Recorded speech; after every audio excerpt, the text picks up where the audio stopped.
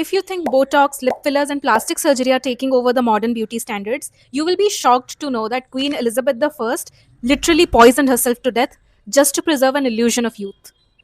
Back in the 16th century, a tan or a glowy makeup base wasn't the ultimate flex the way it is now. Back then, what was the prized possession was a sickly, deathly pale complexion. Because back then, it used to be a status symbol. It proved that you were rich enough that you could stay indoors while the labor class worked outside.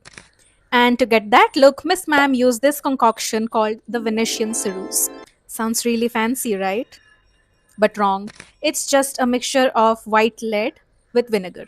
She used to apply it like a normal foundation all over her face and neck. Ma'am did not miss her neck. But here's the dark side of it: lead is highly corrosive.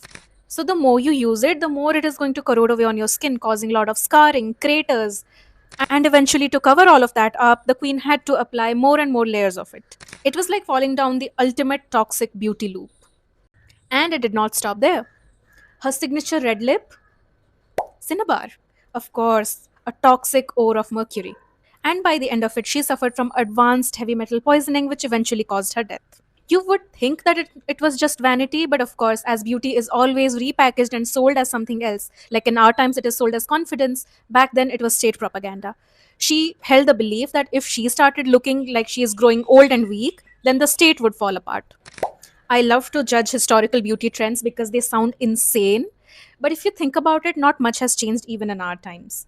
We are still being sold products which are going to make us look ageless, get rid of wrinkles, and any sign that proves you have been on the planet for a long time. So the next time you're feeling pressured by a filter on your Instagram feed, just be assured it's so much better than literally applying lead on your face. This was episode 1 of Beauty Before Botox, where we explore wild beauty standards from the past, which make modern beauty standards look like toddlers. Thanks for watching. See you in the next one. Bye.